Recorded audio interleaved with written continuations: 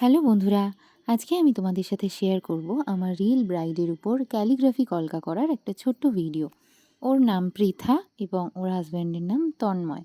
তো ওরই ডিমান্ড ছিল যে দিদি আমায় ক্যালিগ্রাফি কলকা করে দিতে হবে যাতে একটু হাটকে লাগে কলকাটা। তো সেই মতোই কাজ করা। প্রথমে আমি হোয়াইট কালার দিয়ে ওদের দুজনের নাম লিখে নিলাম। আর পয়েরিটা দেখো আমি টিপের উপর দিয়ে দিয়েছি। তারপর আমি কলকাটা করা শুরু করলাম। এবার আমি বাকি কলকাটা ফ্লেশ টিন্ট কালার দিয়ে করব। বেশিরভাগ কলকাটাই আমি এরকম স্পাইরাল মোটিফ, লিফ মোটিফ এবং ওয়ান স্ট্রোক দিয়ে কমপ্লিট করছি। তোমরা স্টেপ বাই স্টেপ দেখতে থাকো আমি কিভাবে ব্রাশ ঘোরাচ্ছি।